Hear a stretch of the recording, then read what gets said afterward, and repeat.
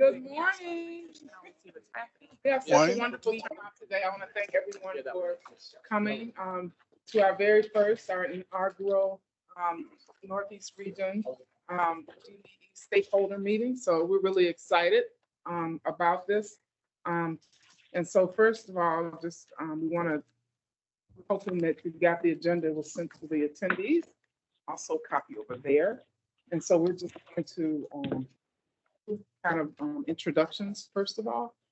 So my name is Tondra Davis, and I am the director of OBOC.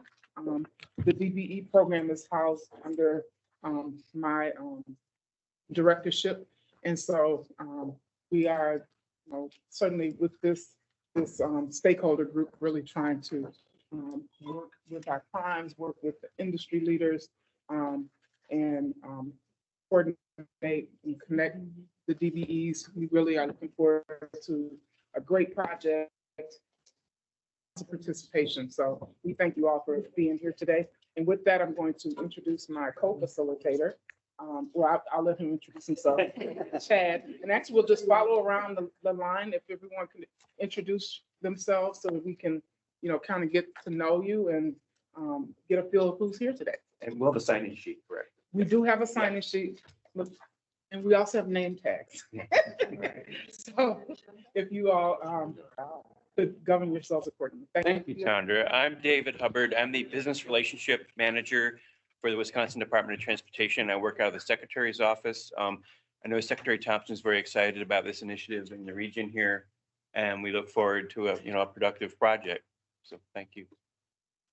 Just real quick, can you guys hear us online? Okay, just want to do a sound check before we get too far here. Yeah, yes. Good. Welcome, everybody. My name is Chad DeGrave. I'm the Deputy Director for the Northeast Region here. I've been with the department for about 23 years. And a lot of my career in different positions I spent on major projects. And, Northeast Region has a really good historic record for successful major projects and successful DBE programs.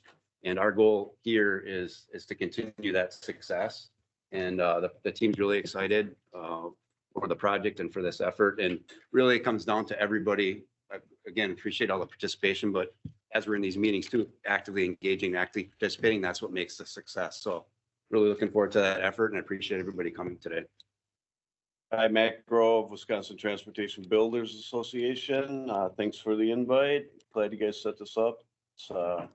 Did one on the other project too, similar to this, and I thought it was a great opportunity. So hopefully everybody can take advantage of it and meet some people that you haven't met before. Everybody speaks up a little bit too. So thank you. I am Amy Hacker. We just had this weird conversation. So I'm Amy Hacker, White Buffalo Trucking. I'm a DBE contractor, Oneida member. So, yeah, that's me. All right. I'm Kurt Peters with WisDOT. I am the I-41 project chief. So involved in both design and construction. Been involved in a lot of major projects similar to Chad. US 41 back, can't believe it was over 10 years ago already. And then WIS 441 down in the Menasha Appleton area as well, as a project manager role. And I've been involved and got a good history of the DBE program, the benefits and all of that. So I'm looking forward to these meetings. Hello, I'm Eric Witt. I'm with WisDOT. I'm the I-41 project supervisor. And along with these other gentlemen, I've also been working on a lot of the past majors projects here in Brown County, particularly in the past. So got a lot of history with the majors. All right, my name is Scott Ewell. I'm the corridor project manager for the design for I-41. And then also same as some of the other region folks here, history with major projects, formerly the design PM for My name is Nate Swanky, project manager with Michael Strodenstone. Good morning, everybody. I'm Benji Hayek. I'm the DBE program engineer for WisDOT. Hi, I'm Christina Crane. I am a DBE consultant for WisDOT.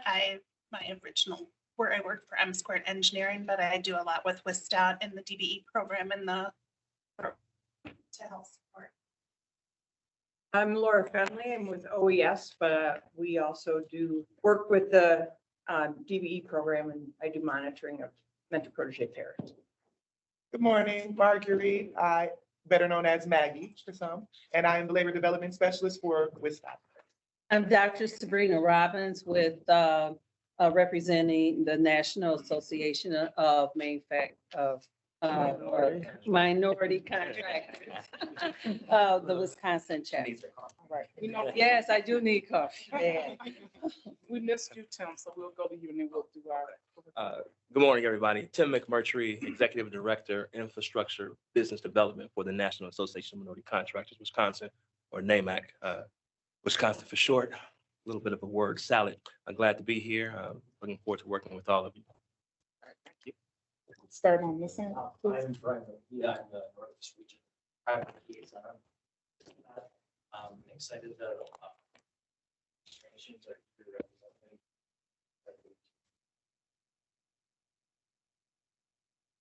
My name is Brian Willis. I'm a project manager and estimator for James Peterson Wisconsin Incorporated. Mike Kahn, Vice President, London Construction. I stayed at Holiday Express last night. Nice work, Mike. Nice work.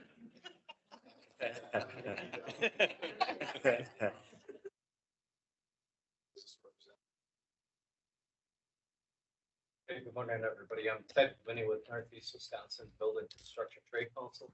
Thank you for your invite. Shane Griesbach with the Operating Engineers, Local 139. Appreciate the invite and appreciate this committee. Travis Marcel, the Operating Engineers, Local 139. Appreciate the invite. Thank you. Greg Cole with the Laborers Union, Local 330. Morning, everyone. Jerry Shoemaker, also with the Senator or the NASA Traffic Control Services. Teresa Rademacher, I'm with WisDOT, and I work in OBOC on the compliance, so labor compliance and Davis Bacon. Thank you. Well, we have quite a variety of people. Oh, sure, absolutely. I'm sorry. So we will go to our guests who are online. Christina, if you could call them out to introduce themselves. I just got kicked. Did you really? No. So we see. Dan, can you hear us? Yes. I can hear you guys. She must be on. Yes. Dan, I can hear you. Introduce yourself. Can you introduce yourself, please? My name is Daniel Webster. I'm the Director of Diversity and Inclusion for the Wallback Group. I am also an Oneida Nation tribal member who was a part of that I-41 project that occurred 10 years ago. So spent some time out on the road before transitioning into this role for the Wallback Group. Thank you. Thank you, Dan. And I think we have Noel. Noel? Hi, I'm on the telephone. This is Lynette from Double D Landscape. I was involved in that meeting in the prior 41 project, and I am a DBE. Thank you. How about Tony? Is it?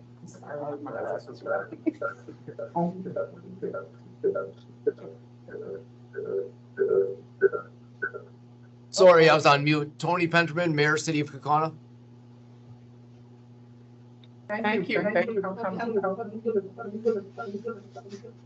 Then we have Noel. Hi, yes, good morning. I'm Noel Van Diver, the Tribal Labor Advisory Committee and North Central Region Highway Construction Skills Training Director. Oh, nice. Thank you. Bernard. Yeah, you can. My name is Bernard. Are you muted? Yeah. Coordinator of the Highway Construction Skills Training Program in the Green Bay area.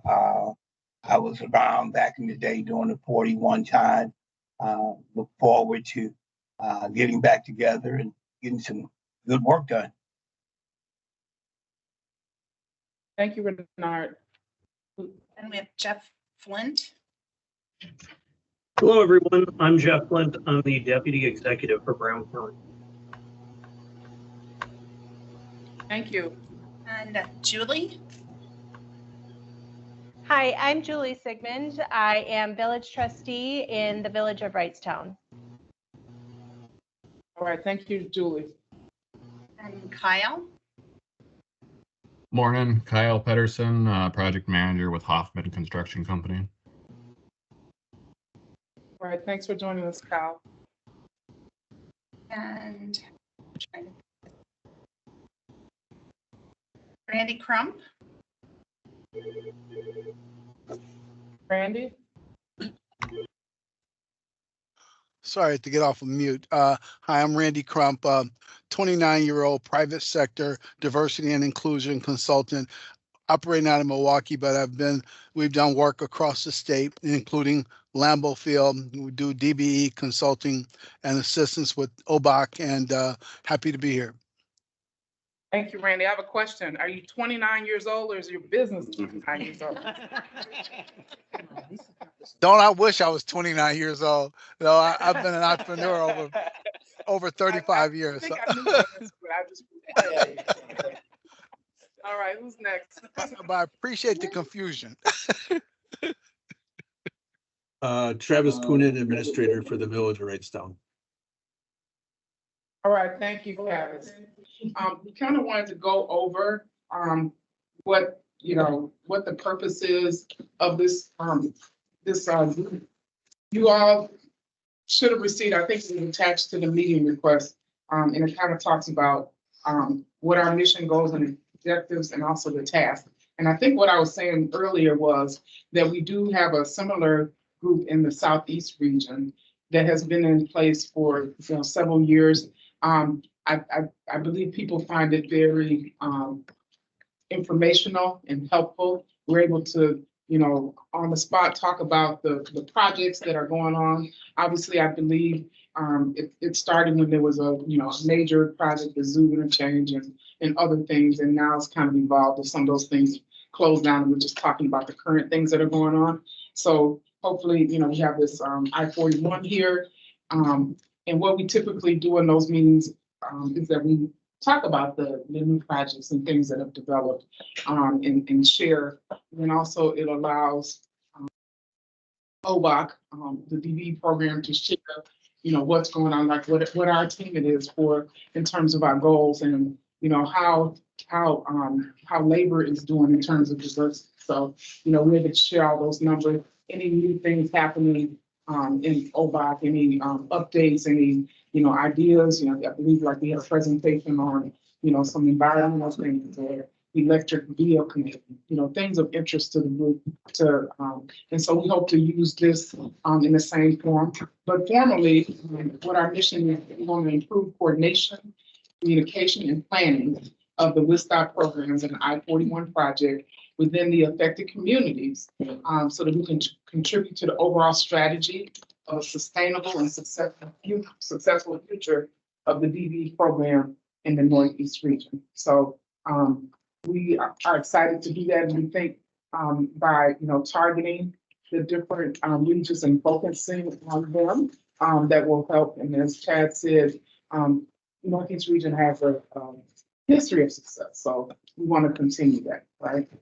Goals and objectives, we want to foster, nurture, and promote effective and community-oriented relationships. It's good. I saw that we have a mayor here. We have quite a bit of tribal representation. I think bringing all of the different community groups together is certainly going to help us, tackle any issues that come up and help us be even more successful. We want to identify appropriate and effective best business practices to share with WisDOT, our management team and staff. We don't know it all. We know that we don't know it all. And so we are certainly looking to you all to help guide us, to help for us all to work together to be successful. Provide guidance in the areas of training, technical assistance, and products to expand the capacity and quality of life. The DBs in the community, the people in the community, this project is going to be an opportunity, I think, for great success and for everyone. So that's why we're all here. And I think the rest of it kind of just expounds on things I said already. Task. So we are here. We want to exchange and share information, right? So we welcome every voice. We want you to speak up and and tell us about, what's going on in your world, so that we can, have all those things on the table and kind of work together. David will talk later about our committee breakouts that we would normally have today. We will not do those.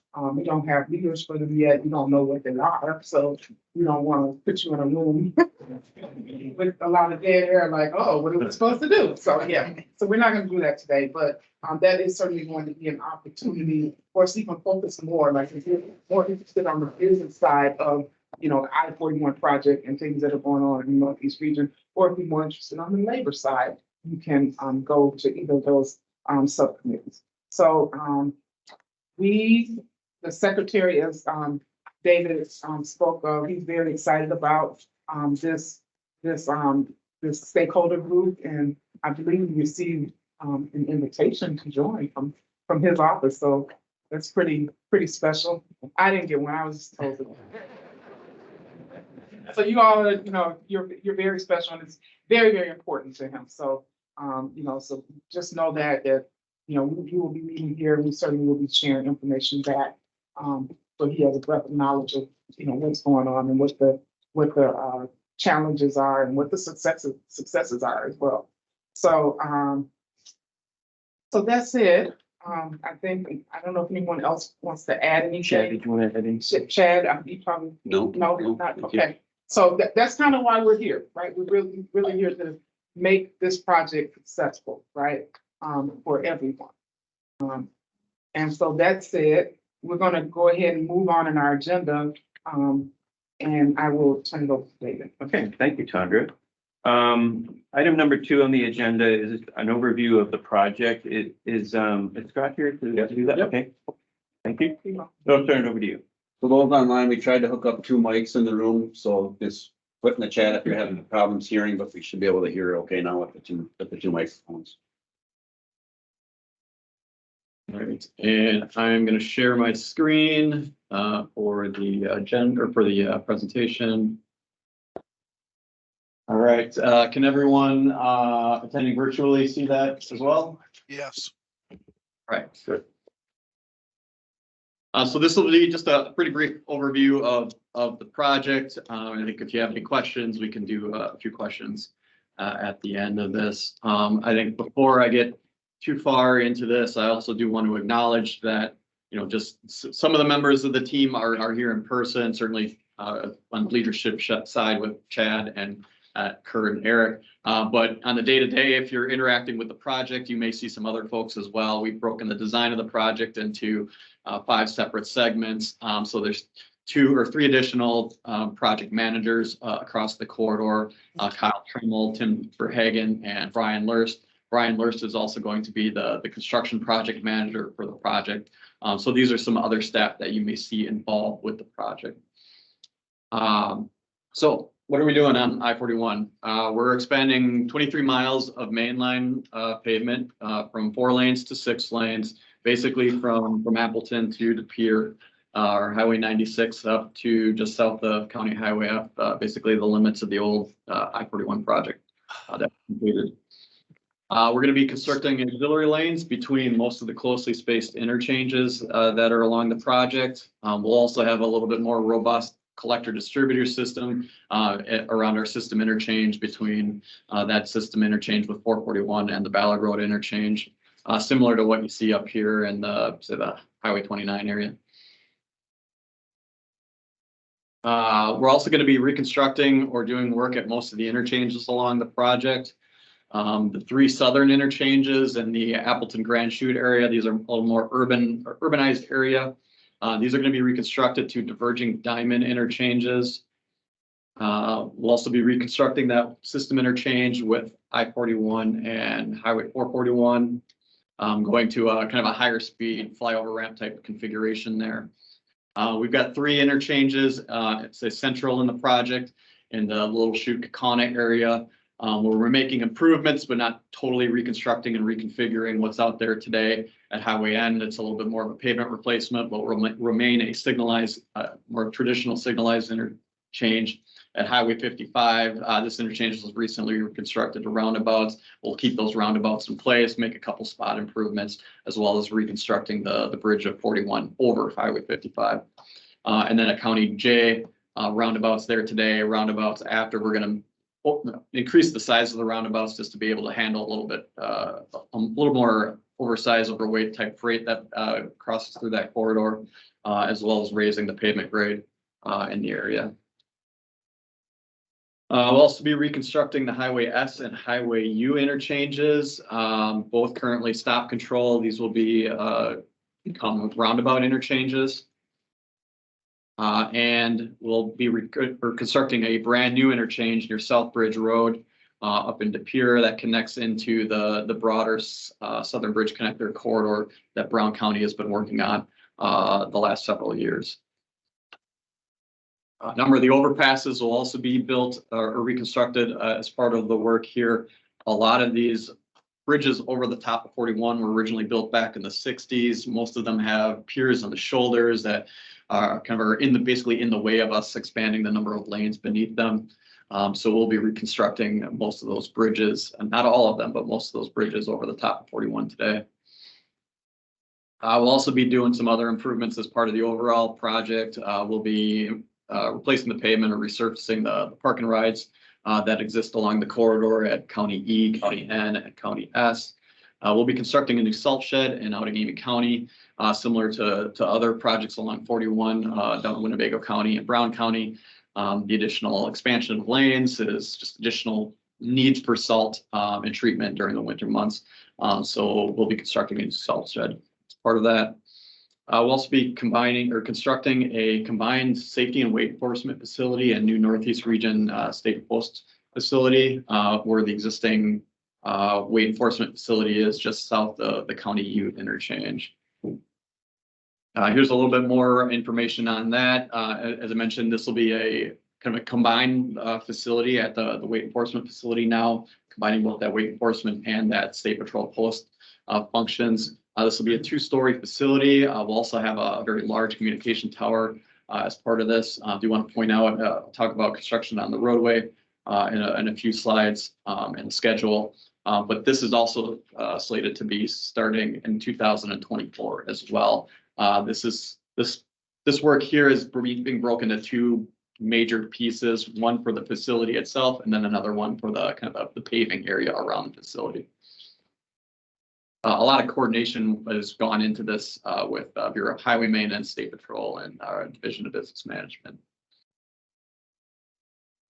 Just a couple other things to point out at that Southbridge interchange. Again, this is that new interchange on the project. And then there are also adjacent work that Brown County is going to be working on with this project. We're going to have, this is one of those projects that's going to be starting later this year on our end. The intent is that we're going to be doing the work at the interchange, and the Brown County is doing the work on their adjoining pieces up to the interchange, so that by the end of 2026, this new interchange is opening up to a local road network that's also completed. We're not opening up a new interchange to nowhere. Do want to point out that there are a lot of new noise barriers that are reasonable and feasible criteria and are being proposed to be constructed as part of the project. We're kind of in the middle of our noise barrier voting process now, so we can't say with 100% certainty that all of these barriers are going to be built, but very likely most of them will be.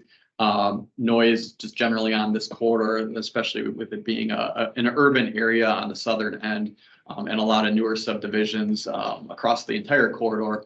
Noise is a topic that comes up very often in our public relation efforts. Where we are on the overall project schedule, we're at the start of 2024. We're in the thick of it on the design side and working on like our traffic management strategies. We're in the middle of our real estate acquisition process. That's going to carry through along with the design until we get all of these projects out the door. We're in the thick of it as well with our utility coordination, getting those relocations going for the work that's happening next year, and trying to get ahead of the game for the work that's coming in the following years. And then this year is when we're going to be kicking off construction. And then that overall construction time period right now, we're looking at extending that through to 2030. So it's going to be a several year project that we've got going on. A little bit more on our design efforts this year, ongoing just design, submitting our plans, things like that. But we also have field work and investigations that are ongoing. We've got a lot of soil borings. We've been out there busy all year long, the last 2 years with soil borings, and hopefully this is going to be our last year where we're out there. We've got a lot of additional survey work that we continue to follow up on as the needs depend, especially on the utility side. Utilities are in the middle of relocating things, and then new utilities are coming in. We got to get that work all surveyed, so their plans are up to date. I mentioned that transportation and management or incident management planning. A lot of effort going on right now for that, especially ahead of our interchange closures. We know that that's a big impact on businesses and those local stakeholders around those interchanges. So we want to try to manage how that traffic flows during those closures as best as we can. And then, as I mentioned before, those utility relocations and the real estate acquisition. So how is 41 broken into actual let bid projects? This right now, I don't expect anyone to see that or to be able to read any of this. But basically, every line on this graph is essentially representing one of our project IDs. Some of these are project IDs are tied to other ones, but for the most part, most of these lines are an individual let or bid project as part of the overall 41 work. So quite a few individual bid projects. I don't think we're at that point anymore, but I know we were roughly right around 41 project IDs for construction at one point, which is kind of neat, but I think we've ruined that now. So what's coming up next year? So some specific work that's happening in 2024. We've got one bid project that's actually let next week. That combines the Capitol Drive overpass work and then work at the 15 and County 00 interchange in one package. Most of that work next year is going to be at the Capitol Drive overpass, reconstructing that. And then most of the work at the 1500 interchange will actually happen in 2025, just because of the way that we're dealing with traffic. We also have pavement replacement and bridge rehab work going on at the County End interchange this summer, starting roughly after the July 4th weekend and extending about a month after Labor Day. And also reconstructing the Rose Hill Road overpass bridge this year as well. Those that are in the area may know that this bridge got struck, say, I think about a year and a half ago. So it's been one of the first ones up on our radar to get out there and reconstruct. As I mentioned, that safety and weight enforcement facility is going to be kicking off later this year in the fall, and then also that South Bridge, that new interchange near South Bridge Road with an early fill and frontage road reconstruction project that's going to eventually tie into a paving project for that. Looking ahead then to 2025. We're starting some work on our main line then with our most southern segment at Highway 96 to Lindale Drive piece, kind of combining that with the staging that's also going on with the work at Highway 15. And then also working at the County E interchange or Ballard Road, reconstructing that to the diverging diamond. We've got a couple of our overpass bridges and the Little Chute area that we want to get to, Holland and Vandenbroek. As well as the County J interchange.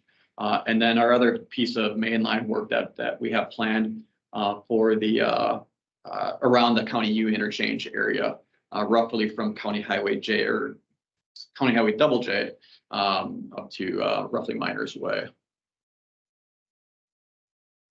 Big picture, how we're planning to sequence mainline right now. I mentioned those two projects that are planned for 2025 to start in 2026. Then we're kicking off two additional mainline pieces from Lindale Drive to Meade Street, and then Holland Road to County J. 2027, then working through Meade Street to Holland Road, which would also include the 441 system interchange area. A lot's going to be going on in that area with the reconfiguration of the interchange. And then our last scheduled piece of main line is the furthest to the north, from Miners Way to County Highway during Road.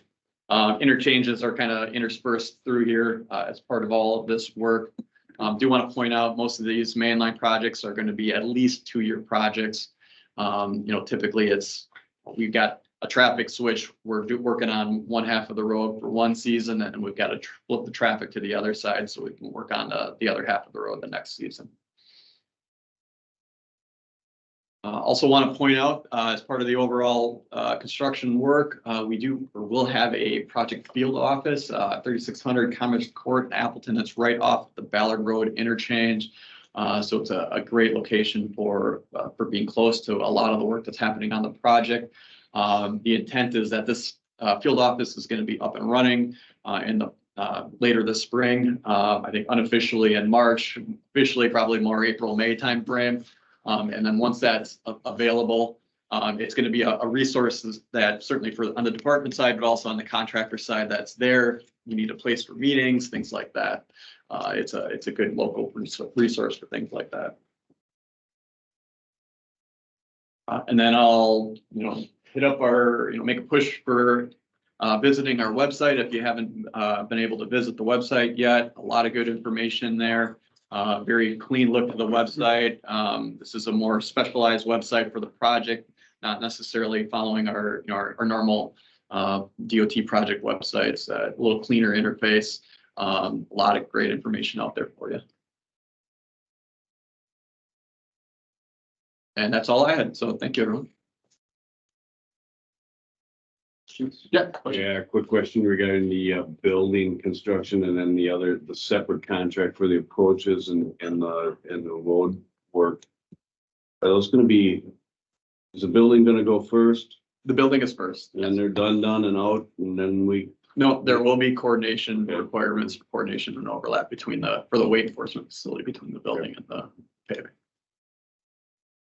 What's the letting date for that project, that piece of the project? The building is let in August, and then the paving. February? That's true. Yeah.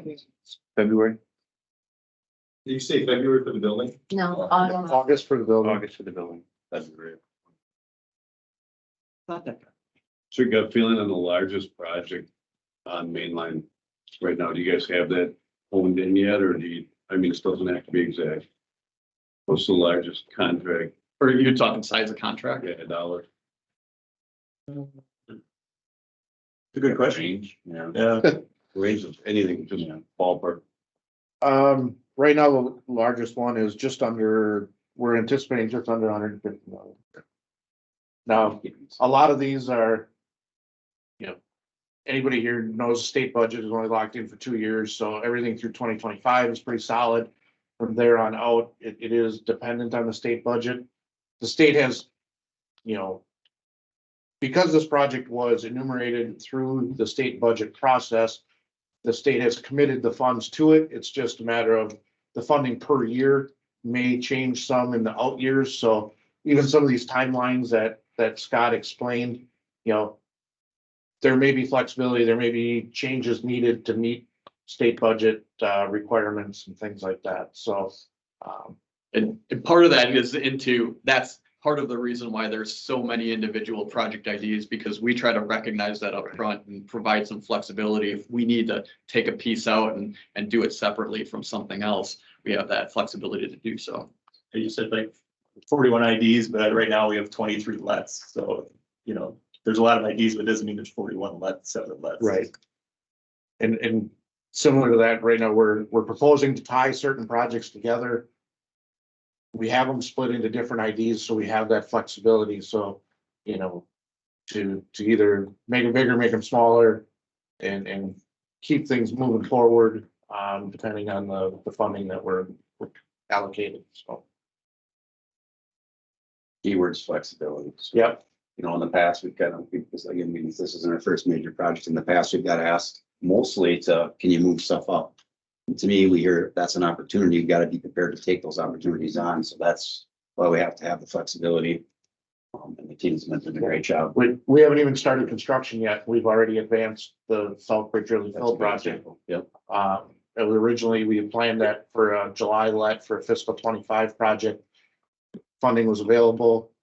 We were able to advance that to a June let now to take advantage of some fiscal 24 dollars. So it's not set in stone what we're saying, but yeah, we got a good plan for adjusting as needed. Any other questions for Scott? Anybody on the line? You have some ballpark on this facility. Oh, yeah, the square footage of the SWEP facility. Not offhand. I don't know. The design of that facility is a little bit a unique process for us.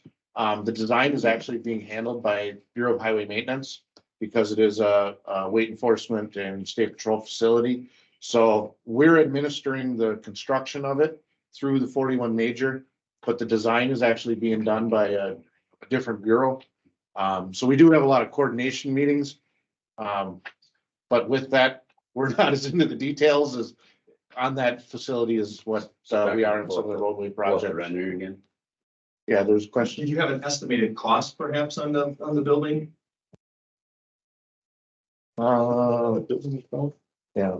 There's a range on the HCCI site for that one. Is there a range out there? Yeah. It's, I'm trying to remember if it was 15 to 25 million, somewhere in that range. We're also seeking a federal grant, a raised grant through the BIL for that project. So Is that gonna be through the WisDOT or through DOA or the building, the process of what, through WisDOT? Yeah. So it's going to be through WisDOT, but they're also trying to advertise it through the DOA process to I'll say bring more attention to it, let more people know it's out there. So in the past, they would usually let the building and the site at the same time. They decided that was a decision to make, to split it up. So the vertical industry would probably have more appetite to bid on it. So that's why they split the two up. But there's still gonna have to be coordination because the building's gonna involve certain things like, like possibly a small part of the parking lot, saying, but then the site's gonna be the entire like parking, like where all the trucks come in, the actual, the weigh in motion system that's part of the mainline project. So there's kind of it's going to be staggered to kind of help with that flexibility. But yeah, they have told us that they're going to try reaching out to the DOA, however that they advertise their projects, but you will look for it on DOT bidding. So.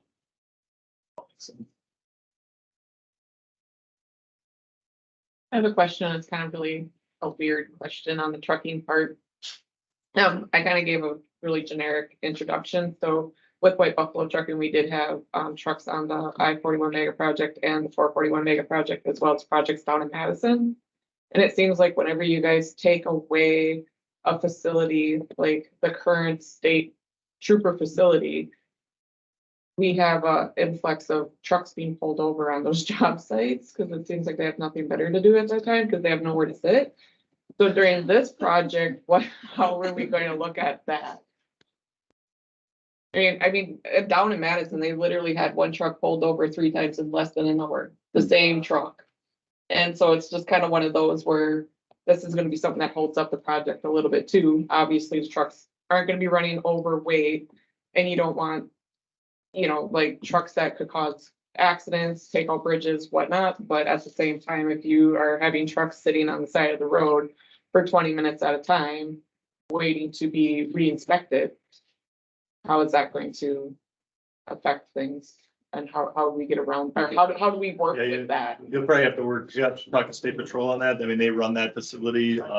The actual weight facility that's out there right now will be closed for basically 2.5 years until the whole thing is complete. Because really it doesn't even function until the main line is done, and you have to go through the whole. So really, it's going to close this fall, and it'll be closed probably through all of 2026. How they're going to manage that in between, I guess we can't answer that. State Patrol would have to answer that.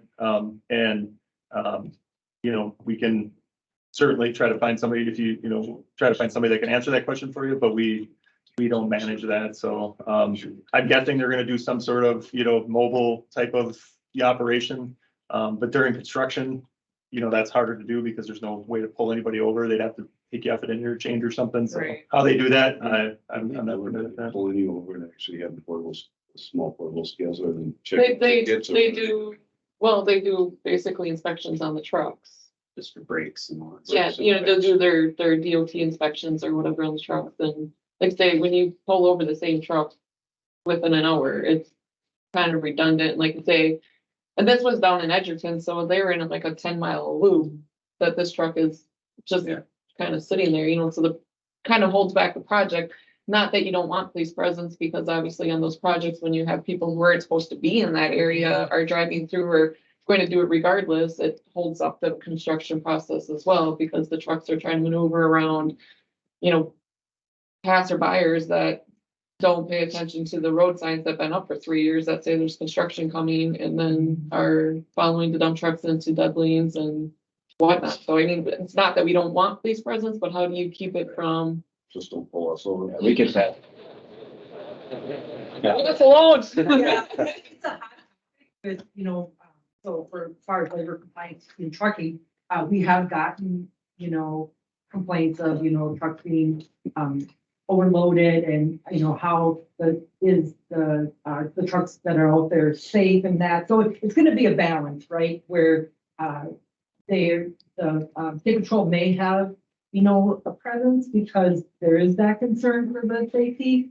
But, so I don't know. Well, and like I say, obviously you don't want trucks that are overloaded, or, you know, trucks that are malfunctioning and taking out bridges that you just built or bridges that are already existing, but at the same time, when you, like you say, when you see that this truck has been pulled over, and you know, these other drivers see it because they're passing this truck and it's the same truck within an hour, you know, 2 or 3 times. So it's kind of like, come on, if you're gonna pull them over, at least pay attention to what truck you pulled over. But And we are, like, I'm reaching out to the state patrol to possibly have someone at the DBE event for the truck park. And maybe we can, you know, work on having a contact there and, you know, letting them know those concerns. because like, as of right now, with this project coming on, I think everybody who wants to all of a sudden get into an adventure decides they want to drive dump trucks, because, well, 41's coming up and there's this big, you know, they're gonna make all this money. So I think we're gonna probably see a lot of trucks that could probably use a little bit more work. And then, but at the same time, like the trucks that have been established and done their due diligence on making sure they're safe is kind of where we get into that flux of who gets pulled over and who's not being pulled over, and kind of wishing some of them were and kind of ticking it off. There should be some communication now, like the driver could say, hey, I just got pulled over, and the police should be able to call it in and say. Well, Yeah. and like you'd say, like in that Edgerton project, that it was probably the same officer that pulled them over regardless too, because it's just, they had that, their station was closed because they were working on that, you know, I-3990 project, and it's just right in that area. They don't have nowhere to go, so they're driving around and doing their thing. I think I'm just thinking of here, and I don't know if it's ever been done before, but perhaps in this project, there are issues. If you take the state patrol, you get them off the side and say, hey, we wanna have a little truck roundup. You where inspect them all. They come up here, and if you guys as suppliers and dump truck drivers wanna get in there and run through the state patrol scales, they're gonna do it sort of, you know, for the project ahead of time, something like that might be a good partnership. Yeah. I think that Maybe put a sticker or something to identify that each truck has been actually inspected, and then. Yeah, I mean, maybe that at 3 this months, point, 6 at this months. point on this project, I'm assuming there's going to be a good number of trucks on the road for this project. So, I mean, how, if they, you know, how are they gonna keep track of it? But at the same time, like say, you want to keep this project moving in a timely fashion, and if we're being pulled over all the time, or, you know, and like, and then, you know, that was just one incident that we had where it was just like, are you kidding me? But then you see some of the trucks that are like, look like they're gonna, the box is going to fall off, and they kind of let them go through, and the trucks that look taken care of are the ones pulled over. And it's like, the question is like, why are you pulling over this one and not that one? What's going on with that? Well, I think this is a topic we are having like incident management meetings with responders and law enforcement and things like that. I think this is a good topic we can bring back to that group and ask, you know, kind of get some feedback from them as well. But yeah, I do agree that that'd probably be a good start of some sort of cooperation with state trooper, local police, whichever it is that's going to be hindering the project. Great. Any other questions for Scott? Just very quickly, I followed up on the square footage for the facility itself, the building. It's a little over 20,000 square feet. Right. 20,000. Yeah, 20,000 square. Two So that's footprint, so not total floor because it's 2 floors, so that's footprint. Thank you. Before we move on, I'd like to make a shameless plug. I'm collecting letters of support for the federal grant application that we'll be submitting later this month. And if, I know some of you have, thank you, Matt, and others for the SWEP. If you want to give me your contact information after the meeting or sometime during the meeting, I can send you a template letter and a summary of the project. So we're looking for those letters of support to go with our application, and having those really enhances our ability to secure those funds. So just give me your card or contact information. I'll get you that information. And what size of the grant you going? Good question. I believe it's a percentage of the total cost of the, do you know what that is offhand? No, I don't know. A lot of times that's determined after a lot of the grant application is actually completed and the justification that they're able to utilize for the grant. I don't know the dollar amount. Yeah, and I can look into that further and get that. Ready to move on? Okay. Circle back to the previous part, I think it's great information regarding trucking. Obviously, on behalf of NAMAC, many of our members are trucking industry, and you guys was mentioned, I think a lot of people probably looking to expand in that area. And I think these are some great ideas, obviously regarding collaboration with the local forces and so forth. But I think goes without being said, it's important to make sure that we get that information, whenever, things become agreed upon and so forth, that we can proactively disseminate that information. And obviously, I know that you guys are going to be doing that. Make sure a lot of these ideas that come aboard, how can we make sure we get this information to our business community in general, especially obviously we have to name that, make sure that we're proactively educating, our diverse business membership so that we're proactively putting those things in place. Quick introduction, sir.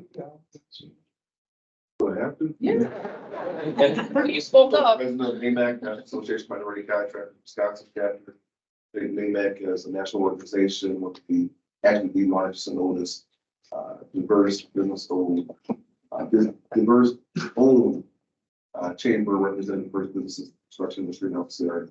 Amazing executive director Tim was here, so just that I hear definitely getting very things at the time. Thanks, Udo. Okay, moving on. Benji, item number 3, DBE program overview and example reports of what we've done in the other region. Thank you. Okay, let's get this blown up a little bit.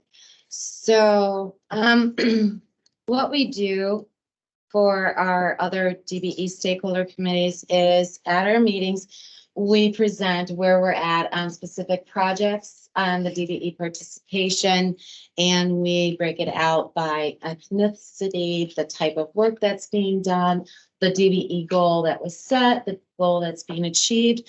So this is just an example of what we're doing with our Southeast DBE Advisory Committee. So what we'll do, this was for consulting, so we'll show what the rate of DBE percentage participation was and who was part of that DBE collective. And then we'll move on to giving you an idea of what the project looks like. And so as you can see here, this is DBE construction. The DBE goal set on this particular project was 15%, and the DBE achievement year to date is 34.57%. So that is awesome. We will also break it out by the ethnic groups that are participating on here. And as you can see, we do give the number of firms that are participating as well as the percentage of the dollars that is being participated, that DBE is collecting through their participation. We go one step further to show the ethnic group and their gender and the type of work that they're providing for the company or for on the project. And as you can see, this one had just a few different types, but if I go all the way down to the zoo, look at all those. So all of these come in and this is updated internally, monthly, and then at our quarterly meetings, when we give you the overview of where we are at this snapshot in time. So this is going to be an example. We're going to discuss how we're going to do this. If we're going to do federal fiscal year 24, a lot of those projects will be completed in a fiscal year timeframe. But if we have overlapping from 24 into 25, we'll give you snapshots at the end of the federal fiscal year and then keep it moving forward until that project is completed. So any questions on this part? Yes, sir. Okay, I'm sorry. Has there been a DBE goal set for the I-41 project yet as far as minority participation? Each project is individually looked at for the DBE opportunities that for each project that is let. So there is not an overall, every project gets set this goal. Every project is meticulously broken down. I was gonna say for the letting next week, I think it's like a 5% goal. It's more than that. More than that. Sorry, 6%. It's 6%. So what happens is we do look at the DBE opportunities, the type of work that each project does have. And then we set the goal based on several factors for each individual project. So there will not be every project is going to get 10%. That's not going to happen. It's going to be based on truly what is available and accessible to our DBE partners. So kind of like the scope of the project as far as how big it is, and then exactly you do the percentage of different type yeah, of the work. type of work. And the DB is available Yeah. for that. Exactly. Then you had a question. Do you also consider the source of money? So if it's coming from a federal grant and that federal grant has DBE or MBE participation goals, do you also take that into consideration with the WisDOT goal? The project cost is the project cost, and the monies that are part of the federal and the grant are kind of all in one. So we are looking at it.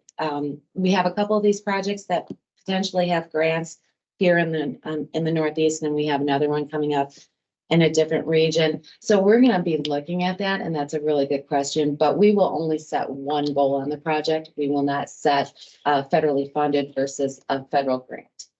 So only one goal will be set, and it will encapsulate all of the opportunities, whether it's funded through a grant or through federal funding. What else y'all want to know? Okay, how about this? A dovetail to Dr. Robbins' question. It's like a combo between you, maybe, and Scott. With the number of different projects that are available, is there a deliberate effort to say, well, hey, we have 6% DBE participation goal, or whatever it is for that particular project, opportunities being, I guess, intentionally put together for prime opportunities for DBE contractors as opposed to just all subcontracted work. For example, as the projects are broken down, can they be broken down in such a way that some of the low risk parts of the project can be primed for DBEs as opposed to simply being subbed all the time with other mainstream GCs? Well, I do understand what you're saying, and you guys are welcome to jump in at any time. DBEs that are pre-qualified to bid on WisDOT projects are pre-qualified up to a specific, whatever level they're at. So DBEs that are pre-qualified, or any DBE firms that want to become pre-qualified to bid on our projects, are more than welcome to do so. I don't know the actual dollar amount of each individual project, but I would assume at some point throughout that, there are projects, from 500,000 to a couple of million, wherever they might fall, which is always a really good opportunity for a DBE firm or a smaller prime to be looking at. So You're talking about unbundling potentially. The last project that happened, and I guess the word of caution is talk to the DBEs to make sure if you're gonna do that, Yep. because what we found in some cases, it was tried and they didn't want to prime. Yep. They didn't, and they They would have don't. quoted it, but they didn't prime it, so it was actually a loss in opportunity. So it's just something to, to consider. And that is something, you know, OVAC is looking into DBs as prime. As we've investigated and are, you know, trying to come up with perhaps a strategy to help our DBs become primes. Currently, of our DBEs, there's only 7 of them who are pre-qualified currently that could bid on a project and become a prime. Of those 7, Benji, Yes, done a lot of work. I'm just giving you kudos. Oh. And reaching out to those DBs to see, you know, are you interested? I believe only like 1 or 2 of them have ever primed a project. Correct. And many of them are saying, no, we're not interested. So one of the focuses we will have at our annual event is we're saying, hey, are you interested? We have the information on how to help the DBs become prime. And so, you know, so that's a whole can of worms that we would have to open up. So, you know, that's the information I want to share. We're not in a place right now for DBs to be prime, even if the project was, you know, segregated or unbundled, strategically unbundled. And that kind of comes with the mentor protege program too. Yeah, so we have programs in place. We're, you know, we have supportive services. We have the mobilization loan. We have other things, and we're also, as I said, we're working on a kind of a campaign effort to find those DBs who might be interested, or even just planting that seed, right? Because many of them are so used to right now being that subcontract. So that's all they know. They perhaps don't realize that, hey, we can ramp this up. And so we want to find those who are interested and help guide them through. There's about 7 things that you need to do. It's not an easy process, but we want to help them navigate that process if they're interested. You have a list of who those DBE primes are? I do. Yeah. Yeah. Like to see that. I think that we are one of them, and we'd be willing to work with other DBs also. Right. Being a prime, Right. you have to work with other DBs. Okay. I'll bring them up to that level.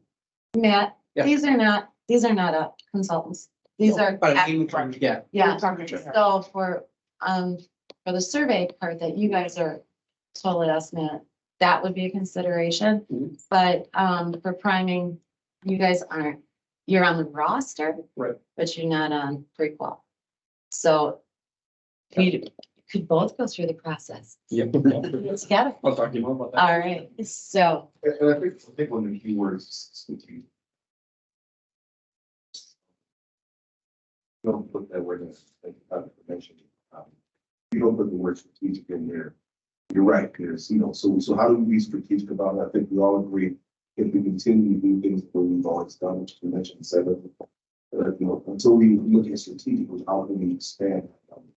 Obviously, we all look at what comes first, the chicken or the egg, right? You know, success breeds success until we're looking at the opportunity.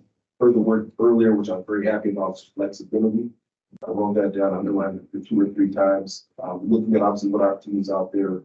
We're obviously as part of that work as to help Dr. Rob is also been looking really strongly at not just our membership, but also I think mentioned earlier, who are the other businesses that are out there that could become potentially standing in this area. But obviously, we got to do work on both sides, looking at opportunities, mitigating risk for the businesses, and obviously the state.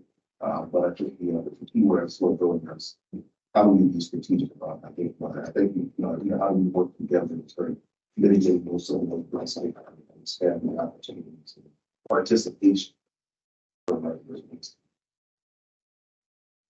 Well, I'm really glad that you said that. So if NEMAC does have any of your DBE membership that want to get more information on our priming and pre-qualifying requirements, please send them over.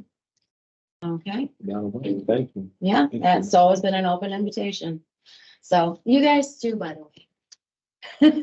So, if there aren't any other questions on the type of report or this kind of stuff, I do want to move into what our DBE program is and what we're showing for opportunities on this. And again, these lists are not all inclusive that, you know, when I show you this stuff, but these are some really good jumping off points. So first off, what is the DBE program? Our Disadvantaged Business Enterprise. It is law. It is part of the Title VI Civil Rights Act of 1964. It prohibits discrimination and it does provide opportunities and access. The DBE program is approved in the transportation bill. And it's applicable to transportation contracts with federal funds. And then objectives. Main part of why we're here. It promotes fair competition, it removes barriers, and it increases access to opportunities. Really, what is going on with this thing? So sorry. Oh. Okay, equity and equality. All things being equal does not mean that equity is being achieved. And the DBE program is here to support and promote equity and inclusion. Getting into the nitty gritty, DBE opportunities on the I-41 roadway and bridges. You can see we have a pretty extensive list. This is not all inclusive. There might be some specialty items that pop up on a project. These are our tried and true. These are where we're seeing our DBEs work, the type of work that they're doing, but there also might be something else. So we do encourage, you know, our trades and our name act partners, make sure that you are telling your members, make sure you are actually looking at what's out there for let. Okay. It is part of my job. It's also part of my pleasure to be working with DBE firms, but it is not my job to do their job, to do their due diligence and become prepared. We will give them all the tools, you know, that anyone needs, but they need to become familiar with the projects themselves. Okay. Every month we will set the month before or when the advertisement is released, we will tell you what special items are out there. I always joke with Tandra because on certain days when I have to do my DBE goal assignment and then I do my opportunities and we get it all out with the newsletter, I pull my hair up in a ponytail. I close off my office. My husband and my dog are not allowed to talk to me until I emerge. And that might be the next day. So we will do this. Those opportunities will be put in the monthly newsletter of that let, but it is responsibility of everyone, whether you're prime, sub, DBE, to know what those projects are. So we have the information. It's out there publicly, you know, and we, you know, if you ask us to send you a special copy, whoever you are, we will do that. So If you're not receiving our bid letting newsletter, you know, please let us know. We can get that to you. And it's always posted on site, on our website. So if you are also going to the really cool, not the status quo 41 project website, you can hop over to the bid lettings website and pull our newsletter from there as well. So the information is always out there. You just have to take the initiative to look at it. So among our opportunities is, of course, we have contractor staking. A lot of Matt is here from Oneida OES. They have a very large survey department right here.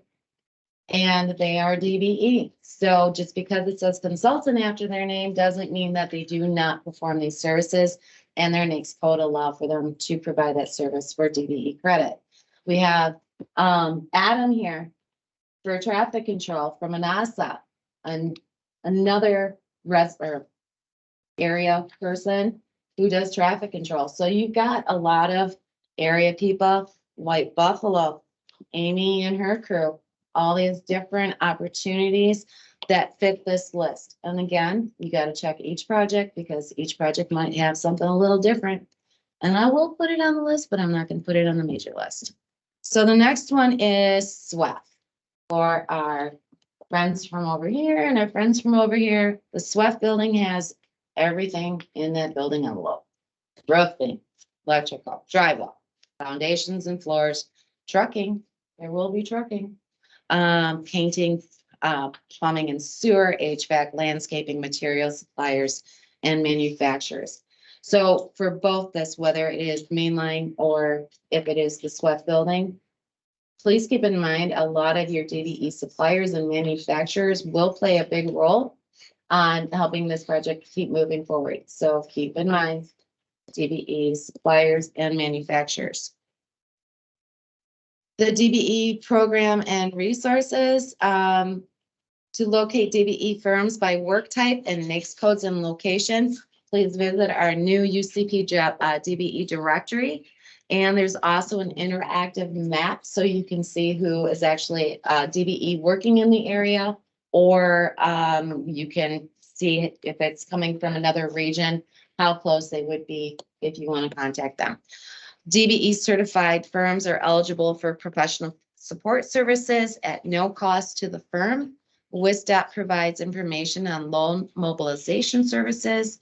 As Christina said earlier, we do have the Mentor Protege program, and OES also helps us monitor and develop that program. We do have coaching, bidding and estimating assistance for our DBEs, as well as account services. Oh, old slide. For program questions, right now you can go to Tondra Davis or myself until we have a new chief. I am the DBE program civil engineer with a few hats right now. But we also want you guys to look at the web links for our DBE support services, our doing business pages for support services, DBE updates, contracting. Our contractors look at your HCCI site and the consultants doing business for solicitations. I think that is it. Yes, any questions? I know I did great. I know I filled you with all the information you need to know right now. I kind of wanted to coattail on some of your. Sure, baby. What do you got? So as a DBE contractor, obviously we see other DBE contractors out there. I feel sometimes when working with the primes, we don't get all the information we would want. Yes. But at the same time, I think primes working with DBEs have that privileged attitude DBEs kind of throw back at them, like, you need me, so we need, I think we need to try to kind of figure out how to make that the best working relationship between the primes and the DBEs, so that we don't get that whole stigma over all the DBEs that happens. Yeah, I know the project team is totally keyed in on everything that is from start to finish on these projects. I'm inviting myself to your pre-con, and I attend in the Southeast region. I attend all the major and mega projects. So I will be there to voice. The other thing too is we always encourage that everyone attend the pre-con. And when I was running projects, it was a requirement. If you had a sublet, you came to the weekly progress meetings. Now, if you can't come in person or what, if you're driving the truck and you can't stop to try or join the meeting, the other thing too is we always request that they send out the meeting minutes, and it's your responsibility to read the minutes, right? So, a very valid point, and I think that is certain things that can be discussed, and the DBE entitlement needs. That's how you feel and you see it needs to be squashed. It is a team effort, all contractors working together, regardless of their title or designation. So. Who do you want me to yell at? I don't know yet. I'll get you a list. Okay. Thank you for that. But I think to that point, Benji, I think that these types of meetings are really, really helpful. Yeah. Particularly when you have a wide swath of different participants here, because some folks, might have the benefit of a multi-year relationship that go back 15, 20 years, go golfing together, go out having beer together, happy hour, whatever. If you are an upstart trying to get into the mix, how do you crack the code in getting into those relationships? So I think that having these types of meetings, folks can meet, kind of kick the tires a little bit, and establish those relationships, and familiarity can go a long way toward, hey, not only am I going to give you a shot, but hey, I think you're pretty cool. Let's go ahead and have this ongoing relationship. If you never get a chance to get exposed to the different players, it's kind of hard to build that relational infrastructure, if you will. Yeah, and the DBE stakeholder meeting is not an invitation only. They are posted on the website with the dates and the link to join the meeting. So anyone and everyone is welcome to join. It's not by invitation only. The information again is out there. They just, if they express an interest, we'll make sure they know what it is. But again, a lot of this is, I can't build a relationship for somebody, right? So I can make the introduction, but so it's a lot of everybody working together and making sure that they're also doing their own individual due diligence to get to where they want to be with our support and all the resources and programs we have. So I agree. It's a great opportunity for those relationships to start and keep growing. Definitely. What? Hello. Yeah, How are you? first time here. I found the information on the meetings on the website. You had the clip up there of the opportunities for DBEs. Is that on the website also? No. Would you like a copy? If you have signed in on the sign-in sheet and you put your email address on there, we'll make sure that you get a copy of the presentation I gave significant to the DBE opportunities. Also Eric's as well. Or Scott's. Yeah. Oh, yeah, we can share the PDF. Okay, anything else for Benji? Thank you, Benji. Nice job. Thank you. Now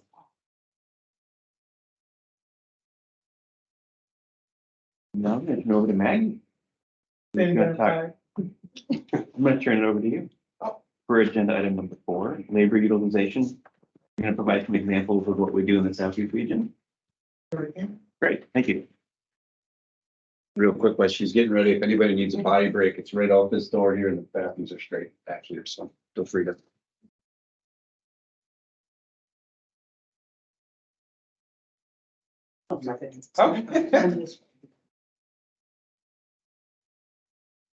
Thank you. So would you like me to read the overview as well? As Sandra was on this, charge and descriptions as well, or just the overview of what we do?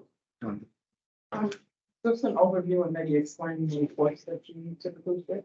Okay, so what I do is share the labor utilization, the labor data report for the labor utilization, as well as the HCST graduates that are on the projects. And so. Does everyone know what HCST is?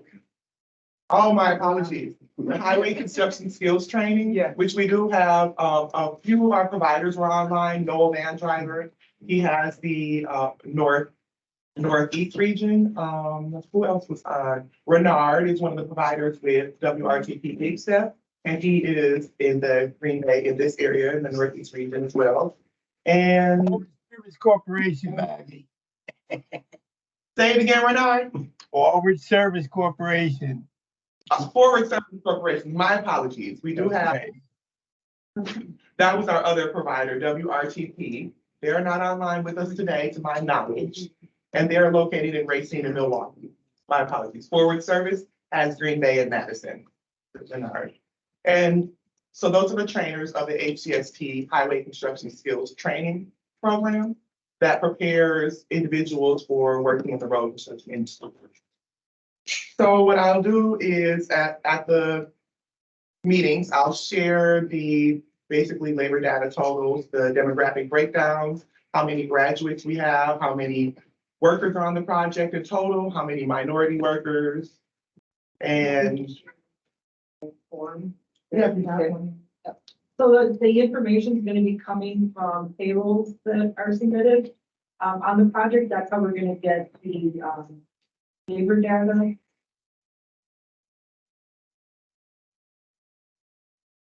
So this is actually what we used on the first 41 project. I've been around that long. So again, I'm not sure and Yeah. but it's gonna have the information from so it's going to have how much the construction contract amounts are, the total employee head count, the total employee work hours, and then we're going to look at the women employed are working on the projects, and then the minorities. And for the original 41, we did have the Native American numbers. So we'll see if we can do that on this one or not. But then it's going to go by project, right? So we'll list each project here and the description, who the prime is, and then look at, again, the contract amount, what the status of the contract is, whether it's work completed, final paid, and then the total employee count, total work hours, and then again, we look at the women, the head count, their total work hours, and what percentage that comes to, and then the minority, and then the Native American numbers without.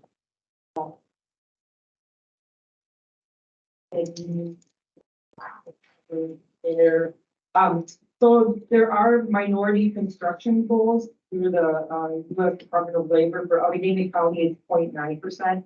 For Brown County, it's 1.3%, and that's based on 1970 census data. And even back then, we were asking if they were going to review that, and we still haven't. And for women, the construction goal is 6.9%. Is there any reason they still base that on 1970s data? I'm not sure, because that question came up on the original one. I can look into it, maybe. I'm just curious. Yeah, no, I haven't. I haven't heard anything that they're, going to review it. And that came up, again, during even the first project, and it's in our contracts, and from the WCCP, I think, which is the first of Veterans from the labor. I'm sure somebody has decided that they don't want to review it. I think that's a function. That's for that.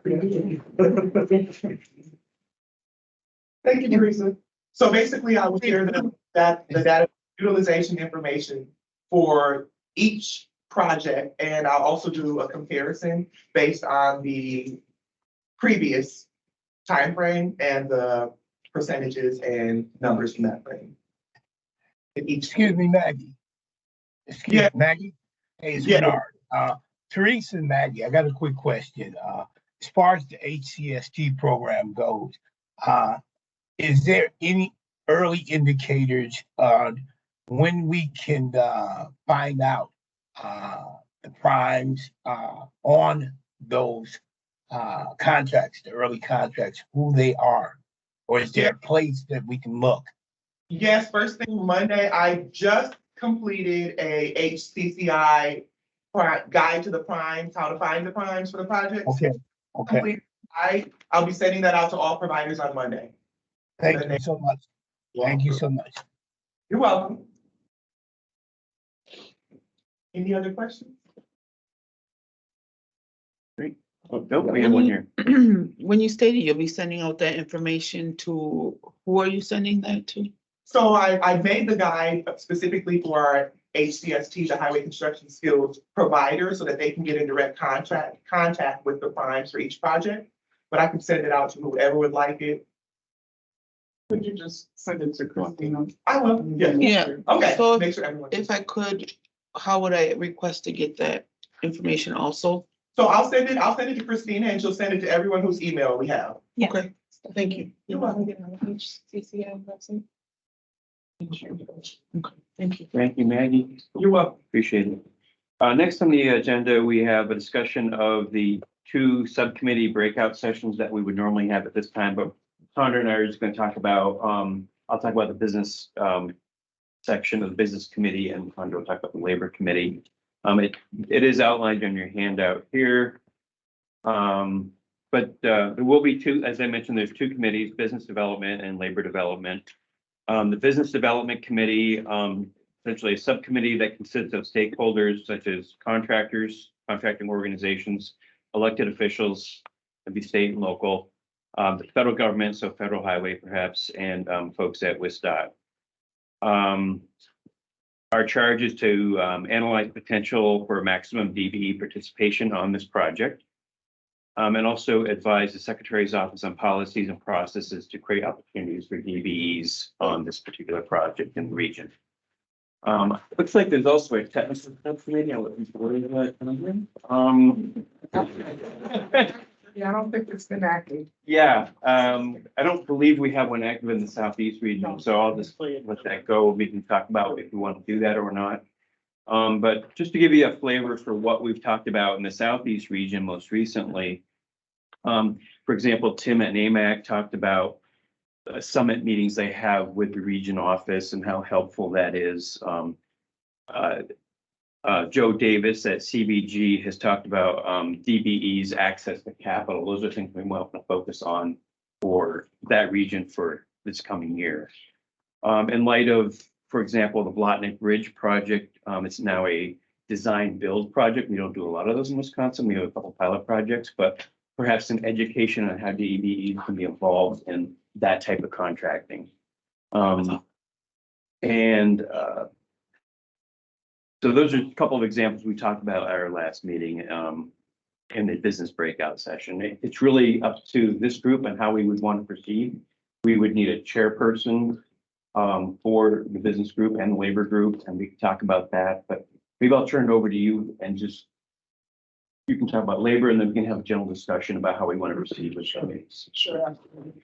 So as David mentioned, we have the business side, and then also the labor side. We'll be doing the breakouts. And so in labor, really what we try to do is review the information that affects the workforce, trying to make sure, we can do what we can do to make it equitable for women and minorities that are on the project. We evaluate what's going on at the construction site, any, institutions like the SWEP. What are the barriers and inequities so that we can address those and help the project move along and be as successful as possible. And we also in the committee, we get resources and that will help resolve any of the issues that we're having in terms of inequity on the project. So really what the committee is tasked to do is recommend any policy or procedure updates or things that we're doing, making those recommendations and really assessing the progress of the goal attainment and coming up with ways that it could perhaps be improved or be made to be more successful. So on here it has the labor working group as well as labor task force. And keep in mind, this is kind of how the SE, the Southeast region was originally set up to be. It didn't necessarily, it's morphed into something, quite different now, with only being one subcommittee on each side rather than having all these different functions. But I think that those individual subcommittees at any given time, they can work on any of these, have be a task force or a working group or, it all gets kind of folded together. But some of the, focuses, if you look on page 3, they look at training.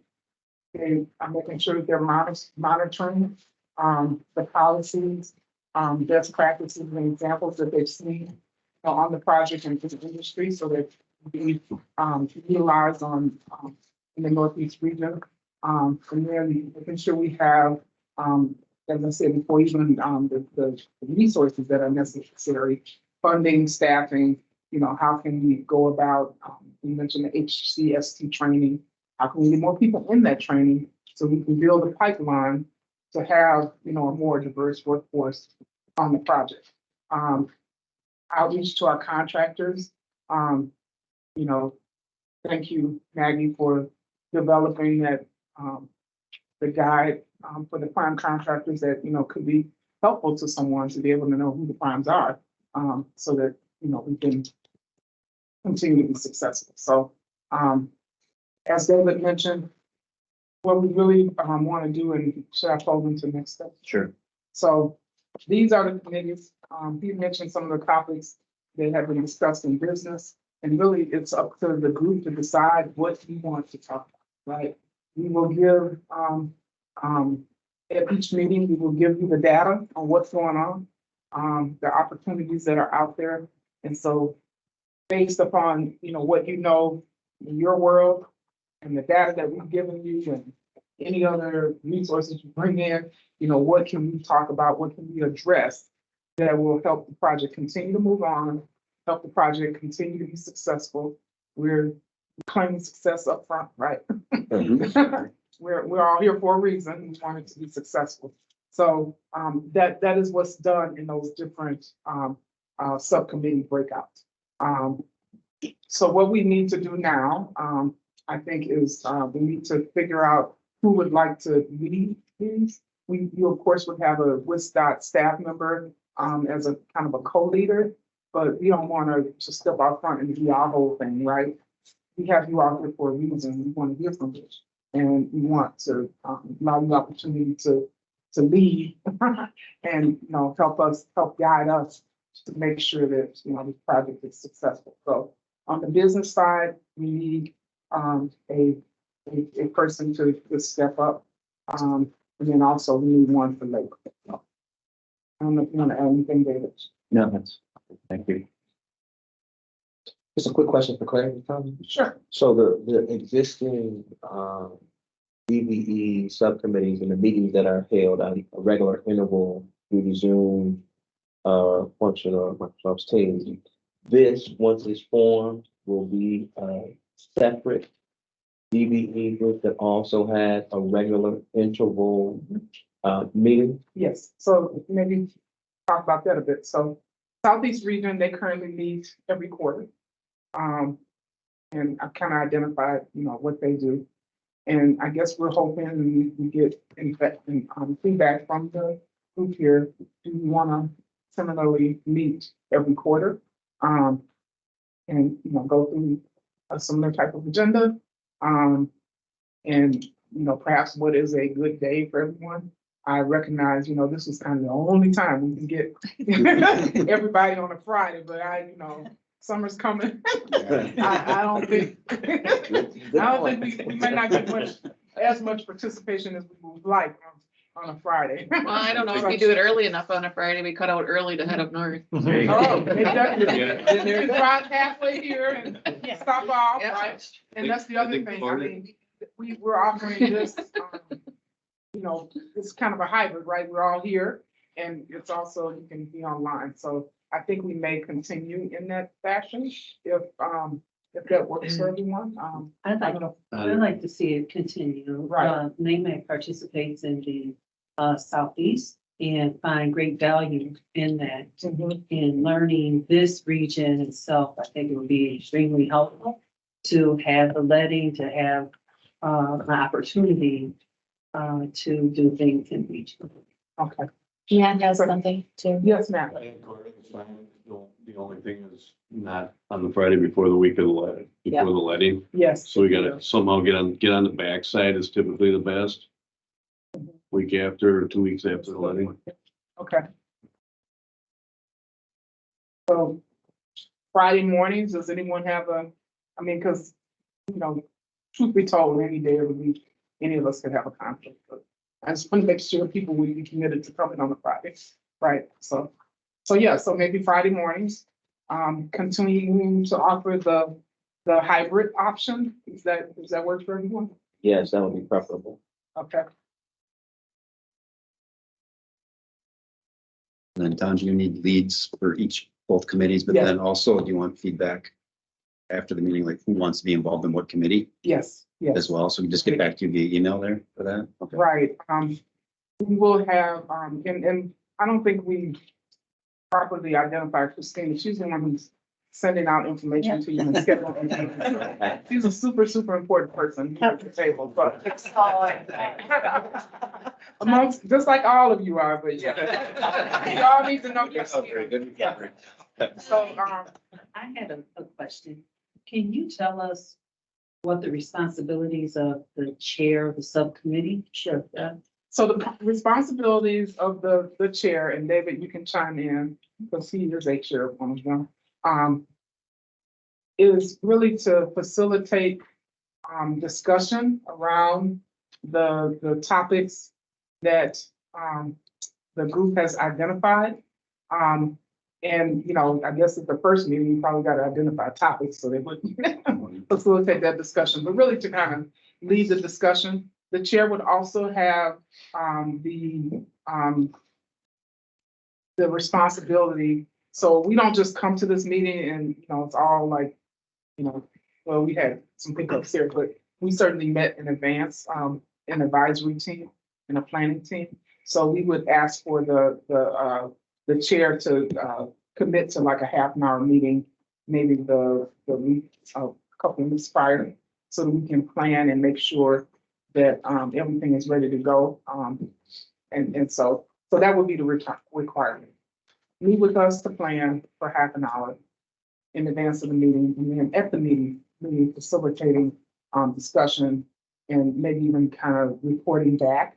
Because what we would do is, once the subcommittees separated, we meet for like, you know, maybe 45 minutes, an hour in the subcommittee, depending on the other part of the agenda. And then the whole group comes back together and we do report outs for each group. So the facilitator will be responsible to make sure that either they do it or they identify someone to do it, so that we can capture, you know, everything that they discussed and, you know, perhaps follow up on things or, you know where we're going for the next time. So that's really, anything else? No, that's exactly right.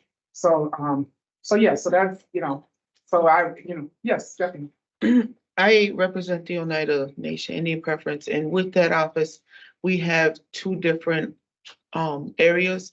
One is for the vendors and the contractors that are enrolled on Oneida or Native American, and we also have a skills bank of trade workers, which I want to thank Renard, because I've been working very diligent with him to get enrollment into his program. Sure. But is with these different, I'm not asking to be the chair right now, so. We make that clear. Like I'm in a position, I'm learning, so I'm in that learning curve. I've only been in my position about 3 or 7 months. But is there a possibility, because I represent those two within the tribe, to be on both committees, just to get the information about the DBE process, the DBE concerns, and also with the skilled laborers? It is possible, but you would have to, right. So what Christina does is she puts people in different rooms virtually. When because the Southeast region, we're not yet meeting in person. I think only DOT staff comes to the building, and you know we're meeting in person. But when they do the breakouts, if you were in person, you have to go to a different room. Okay. And so it would be some navigation. I guess is what I'm The trying to meetings say. are recorded and online too, so you could go back and watch it. There's a lot of people that I know, they have a representative that goes into the labor group and one that goes into the business group. So that's helpful if you have that availability to have somebody, but I'll be recording these meetings too. And when we have the breakout sessions, they'll go online as well. Right. Well, it can only be in one breakout session. When we do come back together as a whole group, we do an overview of what happened during the breakout session. So you know, like if you don't have a second representative with you, maybe you can take notes and just catch up with what the other breakout group you weren't able to attend did in the meanwhile. Okay. Right. Thank you. That's a good answer. Yeah, Right. and they're recorded as. So lots of options to help you understand what happened on the other side that you weren't able to. Okay. You gonna do Dan, Other questions or? Yeah, we do have. Dan, you have your hand up? Yeah, I did have my hand up. Maybe this is a question for Christy, but will the Native American hiring provision be applied throughout the life of this project? Because when thinking about labor too, I think there should be some concentrated effort as far as education with primes about the NAHP. I think that's going to be a big part of this. We can actually have that written in because unless it's on or touching tribal lands, it doesn't apply. But So no, technically no. Okay. Touch the tribal land, but we can ask for that because it's so close to Oneida. And Chrissy, just from my understanding, when you say we could ask for that, where would that be? So I What can, type of information be located? Would it be in the project list or? in the project, what basically that Okay. it would then apply to the project. Okay. And I can talk to Todd or Rebecca about how to go about that. Okay. I'd also like to remind anyone that is online. If you want a copy of the presentations, please put your name, company, and email in the chat. Thank you. So. I don't know if we're gonna have to like reach out, you know, because we have, you know, greatness in this room and we know people who are passionate about like in each area. But we know that you're all busy, but you saw how I won't say little of a commitment, but you don't try to like, you know, hoard your time. You know, you're all very busy. You're attending the meeting already. Easy to just, you know, loop in, just be the facilitator and finding half an hour to, you know, just kind of tell us what the vision will be for the next meeting so that we're prepared to, you know, facilitate it. Those are the, you know, things that are required. So I don't know, who has, anybody have any more questions or comments or? Real quick, Tanja, real Yes. quick, it's Bernard. I was wondering, I don't know if I missed it, but I was wondering, would a copy of the attendance sheet or something with emails, would we be allowed to have access to that for the people who are attending today? When you send out the meeting request, do you blind copy or is it? No, it's. Right, so Renard, when she shares everything, I think you'll get everyone's email address within the email that she sends. That would be excellent. Stephanie. I kind of wanted to piggyback that because that was one of my first questions that I wrote down was that, you know, when we went through the introductions, I was trying to pick out key people that I could network with. So that was one of the questions to piggyback off his is, you know, is there a list of people that are here right now to represent this advisory committee to say, you know, what their name is, where they're from, you know, and their contact information so that, you know, because I couldn't write everything down, but so that I know who to contact and like start networking with now. You know, that information, not just the email, but like what their name is, what their position is. The sign-in sheet. Right, the sign-in sheet, I don't know that it has all that information. When Madalena was first putting the subcommittee together, she did make a sheet that had at least everybody's name and like the organizations that they work for. I can pull that information. You could pull a contact list together. That's a good idea. That's So something because, in one place. yeah, summary so that if I need to reach out, like say it's a you know, ACI issue, or maybe it's letting, you know, for what's coming up, I know who to contact and network with. Yeah. And so that was just one of my questions, and thank you, Renard, for bringing that up. And just, I have a list of things that we want to to share with everyone and if you all, would indulge me if there's something that's missing. But, what I have on my list to share with everyone is, the list of pre-qual, DBEs for construction.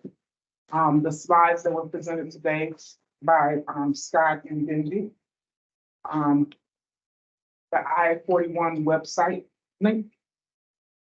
The bid letting newsletter, the HCCI guide that Maggie has created, and now a comprehensive list of attendees and maybe even invitees as well, because some weren't able to come. So for instance, our FHWA representative was not able to be here today, but certainly very interested in this project. So were there other things that people were thinking, oh, I want to get that information that we got in this? At times, for those that might be a little gun shy of signing up as a chair, today, at the first hearing about it, is there a deadline that they would need to maybe get back to you on if they did want to become a chair, but they want to make a decision right here? Our next meeting will be in April. No, it is, it's January now. April. February. No, it's February. May. My fingers good. It will be in May, and we will, take Matt's advice, making sure it's not right before the bid let. And so I would say we would want to know sometime in April, by April. I think we will, we'll work with Northeast Region to, maybe reach out to some people and see, if there's interest. It could also be a co-thing, if they're, you kind of saying, well, I don't know if I want to do the whole thing. Maybe I could do it with someone. And again, you will have WisDOT representation because likely David Hubbard, he's going to be on the business one, so you're going to work with him as well. So not trying to put you, all out there like that. But we, like I said, we understand we're government, and if we just lead everything, then we're trying to get input, we're trying to get your ideas. We want to make sure we're not the emperor with new clothes that we just standing out there saying whatever. We want your input and ideas, right? So yes, thank you for that question. So we would want to know sometime in April. If you're like me, I would forget. So if you're contemplating it, my email will be shared on the list as well as David, with both the co-facilitators of the entire group. So certainly reach out to us and she can guide you through the process further. I think the first big task, and I think, that one could be probably the most exciting, is trying to figure out what you want to talk about, what you want to hear, right? And especially someone who's passionate about any of these areas, right? This is the time to, be able to try and shape this project and set it up for success. So I think this is a great opportunity with limited resource. To be able to do that. That said, we've laid that out there. Does anyone have any questions of me? Yes. Just one last question. We had a talk with the governor, and he had asked us what our wants were for this and where we're at. One of it, and I was not, like I say, I was not in this position, but previously on the last mega project for 41, there was a brick and mortar building that was accessed with DOT and Oneida Nation to network together to get that communication. And I'm glad that you have the website and being able to get that. But moving forward with this project, has there been any talk about creating not a brick and mortar, but just like a virtual meeting place for the DOT? Troy has reached out to us regarding that, so we have been talking about it. And Brian can maybe talk more about that, but yeah, we have discussed it, and he did mention that previously it was a brick and mortar, and we don't really need that. So we're also through WisDOT for travel affairs, we're going to try to help find funding for that too, so we can make sure we have that for everybody. Okay, thank you. And I apologize, Troy, unfortunately, he's not feeling well. But I have been working with him and getting the communication, but yeah, I just brought this because that was the talking points that we Okay, had. yeah, and we can communicate. more Okay. about that. Thank you. So, in terms of next steps, I think we've identified that we would like to meet quarterly. We're gonna do Friday mornings still. We will offer the hybrid option. And it will be, our next meeting will be in May. That said, does anyone have any announcements? I do. Yes, Becky. Okay, as many of you know, because we saw the registration, Yes. we have our annual 38th Annual Golden Shovel Awards DBE Network, or DBE Workshop and Networking Summit coming up at the end of the month, the 28th and 29th. I expect to see all of you there. Please go to the website for the registration information. It is at the Wisconsin Dells at the Kalahari. It is a great event and we have really good turnout from both our primes, our partners, our DBE firms. And so we're hoping to see all of you there.